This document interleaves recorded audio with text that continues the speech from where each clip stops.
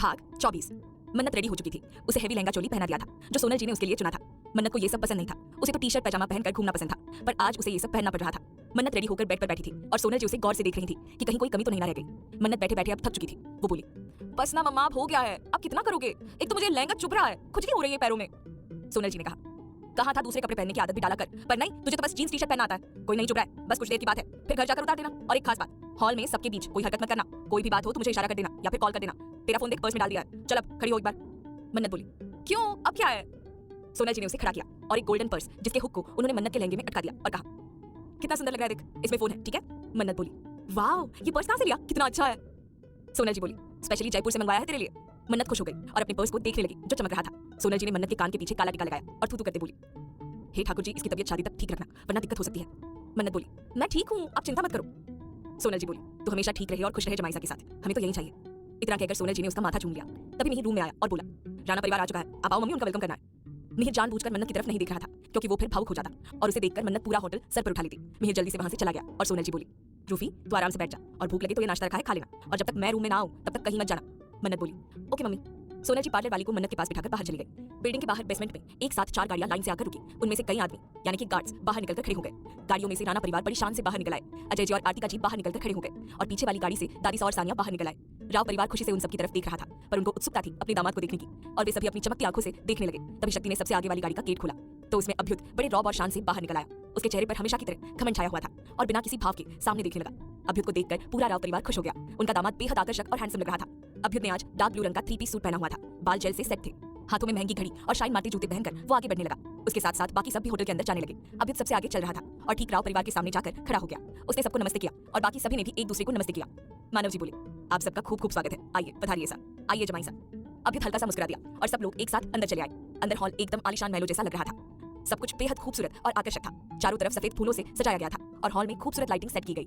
वहां पर कई सारे वेटर्स लाइन से सर झुकाकर खड़े हुए थे। राणा परिवार के अंदर आते ही उन पर फूल बरसाए गए। हॉल के बीचों बीच एक बड़ा सा कांच का झूमर लटक रहा था जिसकी पीली रोशनी पूरे हॉल को हसीन बना रही थी। झूमर के थोड़ा पीछे की तरफ एक बड़ा सा आलीशान सोफा सेट किया गया था जिस पर होने वाले दूल्हा दुल्हन बैठने वाले थे और उनसे थोड़ी दूर सामने कई सारे सोफे रखे हुए थे जिन पर सभी मेहमान बैठने वाले थे और कुछ मेहमान तो बैठे हुए भी थे जो परिवार के ही थे। मानव जी सभी को उस तरफ ले गए जहाँ बैठने की व्यवस्था थी। सभी को पूरे सम्मान के साथ बिठा दिया गया और अभ्युत को मिहिर उस आलीशान सोफे की तरफ ले गया और बोला, प्लीज हैव अ सीट। अभ्युत बड़ी स्टाइल से उस सोफे पर बैठ गया। आरती का जी सारी अरेंजमेंट्स देख रही थी जो एकदम सही लग रही थी। उनके चेहरे पर मुस्कान आ गई जो कभी कभी आती थी। दादी सा खुशी से चारों तरफ देख रही थी और सानिया से बातें कर रही थी। मानव जी और अजय जी आपस में बात कर रहे थे। सानिया उठी और सोनल जी के पैर छुए। सोनल जी ने उसे आशीर्वाद दिया और कहा, आप सानिया है ना बेटा? सानिया बोली, जी आंटी। अच्छा आंटी, भाभी कहाँ है? मुझे उनसे मिलना है, मैं उन्हें देखना चाहती हूँ। सोनल जी बोली, वो रूम में है, आप रुकिए, मैं मिहिर को बोल देती हूँ, वो आपको मन्नत के पास ले जाएगा। सोनल जी ने मिहिर को आवाज लगाई जो अभ्युत से बातें कर रहा था। अपनी माँ की आवाज सुनकर मिहिर जैसे ही मुड़ा, सानिया की नजर उस पर पड़ी और वो उसे देखती रह गई। जब वो अंदर आई थी तब तो उसे वो कहीं दिखाई नहीं दिया था। मिहिर अपनी माँ के पास आया और बोला, जी मम्मी बोलिए। सोनल जी बोली, बेटा तुम सानिया को मन्नत के पास छोड़ाओगे? इन्हें उससे मिलना है। मिहिर बोला, ओके मम्मी। सानिया एक टक मिहिर के हैंडसम चेहरे को देख रही थी जिस पर बहुत नम्रता और शांति छाई हुई थी। सानिया उसे जानती थी, वो इंडिया का टॉप हार्ट सर्जन है, पर वो नजदीक से इतना अच्छा लगता है ये सानिया को नहीं पता था। मिहिर ने सानिया की तरफ देखा और बोला, आइए। सानिया अपने ख्यालों से बाहर आई और बोली, जी। वो दोनों वहां से लॉबी की तरफ बढ़ने लगे। मिहिर शांति से चल रहा था और सानिया रह रहकर उसे देखकर मुस्कुरा रही थी। तभी मिहिर बोला, अभ्युत सिस्टर राइट? सानिया हड़बड़ा गई और बोली, जी हाँ, और आप मन्नत भाभी के भैया है ना, और टॉप हार्ट सर्जन भी।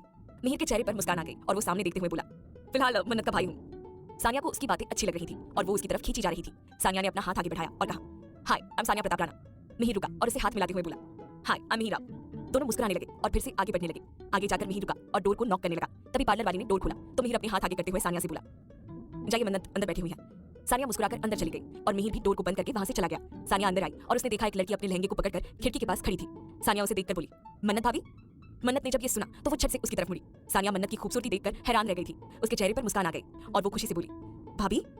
मन्नत उसे हैरानी से देखते हुए उसके पास आई और बोली, आपने मुझे भाभी कहा, इसका मतलब आप मेरी ननद हुई और इसका मतलब आप राणा जी की बहन हुई ना? मन्नत की मासूमियत देखकर सानिया का दिल खुश हो गया और वो बोली, हाँ भाभी, मैं आपकी ननद हूँ, अभ्युत भाई की छोटी बहन। मन्नत के चेहरे पर बड़ी सी मुस्कान आ गई और वो प्यारी सी मुस्कान लिए बोली, देखा मैंने आपको पहचान लिया ना? सानिया बोली, यस माय डियर भाभी। मन्नत खुश हो गई। उसको डियर जो बोला गया था। खुशी से वो सानिया के गले लग गई। सानिया ने भी उसे कसकर अपने गले लगा लिया। दोनों को एक दूसरे के साथ बहुत अच्छा लग रहा था। सानिया ने उसके गाल पर हाथ रखा और बोली, आप बहुत खूबसूरत है भाभी। मन्नत बोली, आप भी बहुत प्यारी है ननद जी। सानिया बोली, भाभी आप मुझे सानिया बुलाया कीजिए, मेरी उम्र आपकी जितनी है। मन्नत मुस्कुराने लगी। उससे उसका लहंगा संभल नहीं रहा था। ये देखकर सानिया ने उसे बेड पर बिठा लिया और उसके बगल बैठकर उससे बातें करने लगी। दोनों बहुत जल्दी खुल मिल गई थी और अब मन्नत अपनी असलियत पर आने लगी और बोलने लगी, सानिया आपको पता है ये लहंगा बहुत भारी है, मेरी तो कमर अकड़ गई है, पर मम्मी ने कहा है जब तक सगाई नहीं हो जाती इसे पहन कर रखना होगा, उसके बाद मैं अपने फेवरेट टी शर्ट और जींस पहन लूंगी। सानिया को हंसी आ गई और दोनों यूं ही बातें करने लगी। बाहर हॉल में सोफे पर बैठा अभ्युत कब से बेचैन हुआ जा रहा था। उसकी नजर इधर उधर देख रही थी। उसे मन्नत को देखना था, पर ये लड़की अभी तक उसके सामने नहीं आई थी। अभ्युत की बेचैनी बढ़ती जा रही थी। उसे अब गुस्सा आने लगा था। वो अपने बाबा सा की तरफ देखने लगा जो मानव जी से बातें कर रहे थे। उनका ध्यान अभ्युत पर नहीं गया, जिस वजह से उसे और गुस्सा आने लगा। उसने अपनी मुट्ठी कस ली। तभी पंडित जी बोले, मानव जी, सगाई के मुहूर्त का समय हो गया है, आप कन्या को बुला लीजिए। पंडित जी की बात सुनकर अभ्युत ने अपनी मुट्ठी को खोल दिया और गहरी सांस लेते हुए बिना किसी भाव से सामने देखने लगा। पंडित जी की बात सुनकर मानव जी ने सोनल जी को इशारा किया तो वे सीधा मन्नत के रूम की तरफ चली गई। रूम में आते ही उन्होंने कहा, मन्नत बेटा चलो, सगाई का मुहूर्त हो गया है, तुम्हें बाहर बुला रहे हैं। मन्नत घबरा गई और अपनी मम्मी के पास जाकर उनके गले लग गई। सानिया उनकी सिचुएशन समझ सकती थी, इसलिए वो चुपचाप उन्हें देखने लगी। सोनल जी ने मन्नत की पीठ सहला दी और कहा, बेटा सब ठीक है, घबराने की जरूरत नहीं है, चलो मेरे साथ। मन्नत उनके कान में बोली, मुझे नहीं जाना है, प्लीज, मुझे बहुत डर लग रहा है। सोनल जी प्यार से बोली, डरने की भी कोई जरूरत नहीं है, आज तुम्हारे लिए बहुत खास दिन है और हम सब तुम्हारे साथ है बच्चा, चलो। सानिया आगे आई और बोली, हाँ भाभी, घबराने की जरूरत नहीं है, बाहर सब अपने ही हैं, आइए। मन्नत बेमन से उन दोनों के साथ रूम से बाहर जाने लगी। बीच में मन्नत घबराती हुई सर झुकाकर चल रही थी और उसके अगल बगल सानिया और सोनल जी चल रहे थे। मन्नत सीधी सीधी चलकर हॉल में आ रही थी। उसके आते ही अभ्युत को एहसास होने लगा। उसने अपने सीने पर हाथ रख दिया जो थक थक कर रहा था। मन्नत के आते ही हॉल में ढोल बजने लगे। सभी लोग मन्नत की खूबसूरती देखकर खुश हो गए थे। अभ्युत ने अभी भी उसे नहीं देखा था। वो धीरे धीरे उसके पास चली जा रही थी। मन्नत जैसे ही अभ्युत के सामने आई, अभ्युत की नजरें उस पर जम सी गई। वो अपनी जगह से खड़ा हो गया और जुनून से मन्नत की खूबसूरती को देखने लगा। मन्नत ने रेड लहंगा चोली पहना हुआ था, बालों का चूड़ा बना हुआ था, हाथों में कंगन और गले में खूबसूरत सा हार पहना हुआ था। मन्नत उसी जगह पर जम गई और घबराते हुए जमीन को देखने लगी। सोनल जी और सानिया उसके पास खड़े थे। तभी अभ्युत शिद्दत से मन्नत की तरफ बढ़ने लगा। मन्नत को उसके आने का एहसास हो चुका था। वो सहम रही थी। अभ्युत उसके बिल्कुल पास में आ गया और बड़े जुनून से अपने हाथ को आगे बढ़ा दिया और कहा, आओ मन्नत। मन्नत सिहर उठी। उसे पता नहीं क्यों पर ये सब अच्छा लग रहा था। उसने कांपते हुए अपना हाथ अभ्युत के हाथ में रख दिया और उसकी तरफ देखने लगी। दोनों की नजरें आपस में मिली तो दोनों का दिल धक धक करने लगा। मन्नत अभ्युत को देखकर मन ही मन खुश हो गई क्योंकि आज वो बेहद आकर्षक और हैंडसम लग रहा था। वहीं अभ्युत मन्नत के खूबसूरत और हसीन चेहरे को देखकर पागल हुए जा रहा था। कोई इतना खूबसूरत कैसे हो सकता है? अभ्युत के चेहरे पर दीवानगी छाई हुई थी। वो मन्नत को किसी रानी की तरह अपने साथ सोफे की तरफ ले गया और मन्नत चुपचाप उसके साथ चल रही थी। अभ्युत ने बड़े सम्मान से उसे सोफे पर बैठा दिया और खुद भी उसके बगल में बैठ गया। अभ्युत और मन्नत एक दूसरे के लिए एकदम परफेक्ट लग रहे थे। दादी साउन दोनों को देखकर भावुक हो गई और अपने मन में बोली, काश आज आप होते रंजन जी तो सब कुछ पूरा होता। देखिए ना अपने पोते को जो अपनी होने वाली बीवी के साथ बैठा है, उसे अपनी दुल्हन बनाने जा रहा है। देखिए इन दोनों की जोड़ी कितनी खूबसूरत लग रही है। मैं बहुत खुश हूँ आज। आरतिका जी और अजय जी के चेहरे पर भी मुस्कान थी। वे अपने बेटे के लिए बहुत खुश थे। वहीं मानव जी की आंखों में पानी भर आया था। उनकी हिम्मत नहीं हो रही थी अपने बच्चे के पास जाने की। मिहिर तो मन्नत के सामने देख भी नहीं रहा था। पंडित जी आगे आए और बोले, सगाई की रस्म शुरू करते हैं, मुहूर्त बीता जा रहा है। मानव जी बोले, जी पंडित जी आप शुरू कीजिए।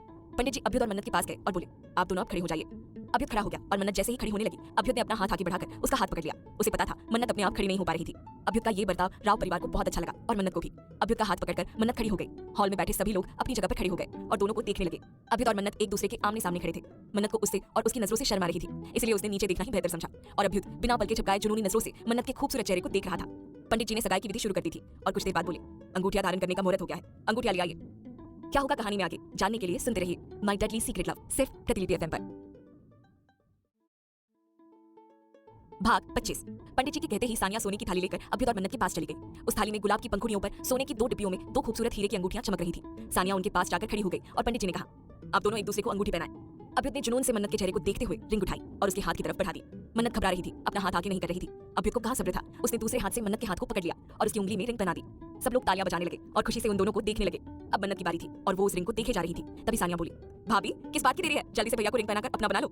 अभ्युत अपनी खतरनाक नजरों से मन्नत को देख रहा था और मन्नत ने अपना हाथ आगे बढ़ाकर रिंग को उठा लिया और अभ्युत की तरफ बढ़ा दी। अभ्युत ने अपना हाथ आगे कर दिया। रिंग पहनाने से पहले मन्नत ने अपनी मम्मी पापा की तरफ देखा तो उन दोनों ने प्यार से अपनी पलकें झपका दी। मन्नत ने मासूम सा चेहरा बनाकर अभ्युत की उंगली में रिंग पहना दी और एक बार फिर से पूरे हॉल में तालियां बजने लगी। सब लोग बहुत खुश थे। मन्नत और अभ्युत की सगाई हो चुकी थी। अभ्युत बेशुमार शिद्दत से उसे देखे जा रहा था पर उसकी नजरें मिलाने की हिम्मत नहीं थी। सब लोग खुशी से तालियां बजा रहे थे, उन दोनों पर फूल बरसा रहे थे। वहीं मन्नत सबको अपनी मासूम निगाहों से देख रही थी। अभ्युत मन्नत की नजरों का पीछा कर रहा था, कैसे वो सबको बेचैन होकर देखे जा रही थी। अभ्युत ने उसका हाथ पकड़ लिया और उसके पास जाकर खड़ा हो गया। कोई देख नहीं पा रहा था कि अभ्युत ने मन्नत का हाथ पकड़ा हुआ है। मन्नत घबरा गई और अभ्युत को देखने लगी जो सामने दिख रहा था और धीरे से मन्नत के कान में शिद्दत से बोला, आज एक सीढ़ी पार चुके हैं हम दोनों एक दूसरे के होने के लिए।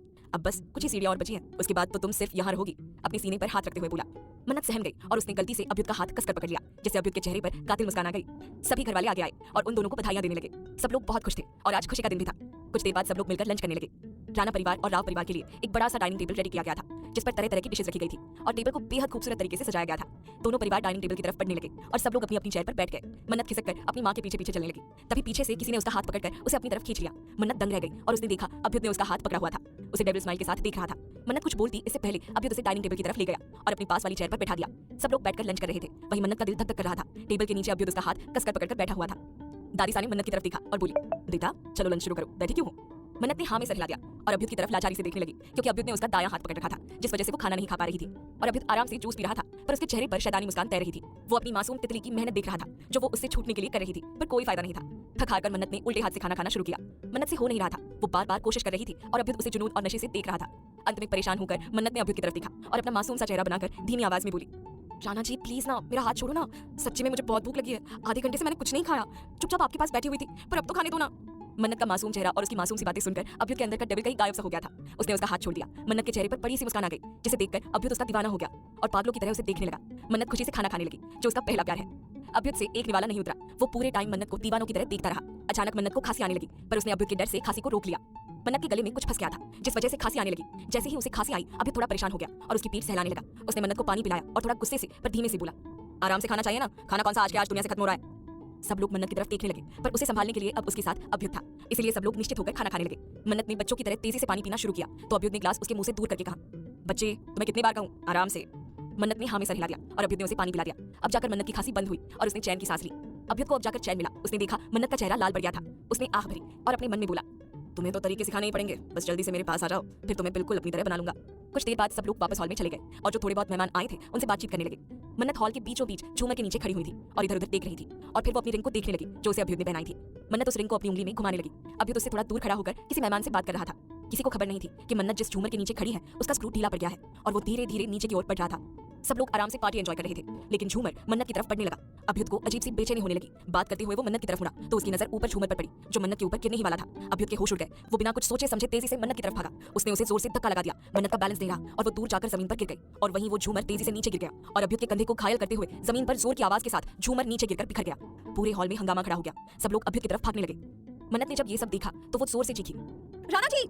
सोनल जी मन्नत के पास आई और उसे संभालने लगी। बाकी सभी लोग झूमर के पास खड़े होकर अभ्युत को देख रहे थे जो जमीन पर अपने एक घुटने के बल बैठा हुआ था और उसके जस्ट पास में कांच के टुकड़े टुकड़े पड़े थे और झूमर बिखरा हुआ पड़ा था। अजय जी, मानव जी, मिहिर और बाकी सब लोग पूरी तरह से डरे हुए अभ्युत को देख रहे थे। अजय जी आगे आए और अभ्युत को संभालते हुए बोले, अभ्युत बेटा आप ठीक तो है ना, बोलिए ना, हमें डर लग रहा है। मानव जी भी अपने घुटने के बल बैठकर अभ्युत को देखकर बोले, अभ्युत जी आप ठीक है ना, प्लीज बोलिए। दादी सा और सानिया पूरी तरह से घबरा गई थी। सानिया दादी सा को संभाल रही थी। आर्टिका जी वॉशरूम गई हुई थी इसलिए उन्हें कुछ पता नहीं था। मन्नत रोती हुई अभ्युत की तरफ देख रही थी। सब लोग परेशान हो गए थे। तभी अभ्युत जोर से चिल्लाकर तड़पते हुए बोला, बच्चे। अभ्युत की आवाज सुनकर मन्नत का दिल धक धक करने लगा। वो पागलों की तरह उसे देखने लगी। तभी अभ्युत जमीन से खड़ा हुआ और मन्नत को इधर उधर ढूंढने लगा। सब लोग उसे देखकर घबरा गए थे। वो मन्नत के लिए पागलों जैसा बर्ताव कर रहा था। अभ्युत की दीवानी जुनूनी नजर दूर जमीन पर बैठी मन्नत पर पड़ी तो वो बिना रुके तेजी से उसकी तरफ भागा। मन्नत भी उसे भीगी आंखों से देखे जा रही थी। अभ्युत उसके पास आया और घुटनों के बल बैठकर उसने मन्नत की बाजुओं को पकड़ लिया और पागलों की तरह उसे चारों तरफ से देखने लगा कि कहीं उसे चोट तो नहीं लगी। मन्नत जोर से रोने लगी और अभ्युत को देखने लगी। अभ्युत ने उसे अपने सीने से कसकर लगा लिया। मन्नत ने भी उसे कसकर पकड़ लिया। सोनल जी वहां से खड़ी हो गई और आंखों में पानी लिए उन्हें देखने लगी। सब लोग घेरा बनाकर अभ्युत और मन्नत को देख रहे थे और वो दोनों सबसे बेखबर एक दूसरे की बाहों में थे। अभ्युत ने उसे खुद से दूर किया और उसके चेहरे को पकड़कर शिद्दत से बोला, बच्चे तुम ठीक हो ना, तुम्हें कहीं चोट तो नहीं लगी ना। मन्नत अभी भी रो रही थी। वो इस धमाके से डर गई थी। उसे अभ्युत की फिक्र हो रही थी। अभ्युत ने उसके माथे को कसकर चूम लिया और बोला, मैं ठीक हूँ, तुम रोना बंद करो। मन्नत ने उसे फिर से अपने गले लगा लिया और रोने लगी।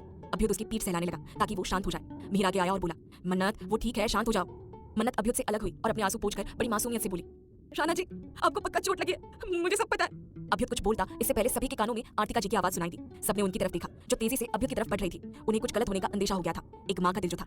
आर्टिका जी अभ्युत के पास आई और नीचे बैठकर अभ्युत को संभालने लगी। सोनल जी ने मन्नत का हाथ पकड़कर उसे खड़ा कर दिया अपने पास। आर्टिका जी बोली, अभ्युत अभ्युत अभ्युत आप ठीक है ना, आप ठीक तो हो ना बेटा, हाँ बोलिए ना, अपनी मां को डराओ मत, आपको कहीं चोट तो नहीं लगी ना। अभ्युत बोला, हम बिल्कुल ठीक है मां साहब, आप चिंता मत करिए। आर्टिका जी ने जैसे ही उसके कंधे पर हाथ रखा वे दंग रह गई और जोर से बोली, अजय जी। सब लोग दंग रह गए। सबको अजीब सा डर लगने लगा। अजय जी उनके पास आए और बोले, आर्टिका क्या हुआ। आर्टिका जी की आंखों में आंसुओं की बौछार आने लगी। उन्होंने कांपते हुए अभ्युत के कंधे की तरफ इशारा किया। अजय जी ने अभ्युत के कंधे पर हाथ रखा तो वे भी दंग रह गए। अभ्युत का एक कंधा पूरा का पूरा गीला हो रखा था। वो डर गए। अभ्युत अपने माता पिता को देखकर बोला, मैं ठीक हूँ। इतना कहकर अभ्युत अपनी जगह से खड़ा हो गया और बेकरारी से सामने खड़ी मन्नत को देखने लगा जो डरी हुई से उसे ही देख रही थी। आर्टिका जी और अजय जी भी खड़े हुए और अभ्युत को देखकर बोले, अपना कोट उतारिए। अभ्युत को अब गुस्सा आने लगा था। वो इरिटेट होकर बोला, I said I am fine. Artika ji बोली, no you are not. Ajay ji बोले, आपका कोट गीला क्यों है, क्या हम बेवकूफ हैं? ये देखिए हमारे हाथ को जिस पर खून लगा हुआ है, कहां से आया ये, बोलिए। अजय जी के हाथों में खून देखकर सब लोग घबरा गए और उसका रोना अभ्युत से बर्दाश्त नहीं हुआ और वो जोर से बोला, कहा ना मैं ठीक हूँ, छोटी बड़ी चोट से मुझे कोई फर्क नहीं पड़ता, समझे आप। मिहिर आगे आया और बोला, Abhyut let me check what happened. Abhyut को और गुस्सा आने लगा और वो गुस्से से सबको खूनने लगा। तभी मानव जी बोले, बेटा चेकअप करवा लीजिए, हमें कोई रिस्क नहीं लेना चाहिए। अभ्युत अंदर ही अंदर चल रहा था। उसे मन्नत को नहीं दिखाना था कि उसे कितनी चोट लगी है, पर सब लोग जिद करने लगे थे। मिहिर आगे बढ़ा और उसने अभ्युत का कोट निकाल दिया तो सामने का नजारा देखकर सब लोग घबरा गए। अभ्युत के बाएं साइड के कंधे से खून निकल रहा था जिस वजह से उसका सफेद शर्ट लाल पड़ चुका था। मन्नत ने जब ये देखा तो वो पूरी तरह से रोने लगी और अपनी मां के गले लग गई। मन्नत की हालत देखकर अभ्युत को बहुत गुस्सा आया और वो सबको अपनी लाल आंखों से घूरता हुआ वहां से तेजी से चला गया। मिहिर भी उसके पीछे पीछे चला गया और बाद में अजय जी, मानव जी, आरतिका जी भी उनके साथ होटल के रूम की तरफ चले गए। सोनल जी की आंखें भी नम थी और वे मन्नत को संभाल रही थी, जो अभ्युत के लिए परेशान होकर रोए जा रही थी। इधर दादी सा का हाल खराब था। सानिया बड़ी मुश्किल से उन्हें संभाल रही थी और उसने उन्हें सोफे पर बैठा दिया और उन्हें चुप करवाने लगी। क्या होगा कहानी में आगे जानने के लिए सुनते रहिए माय डेडली सीक्रेट लव, सिर्फ प्रतिलिपि एफएम पर।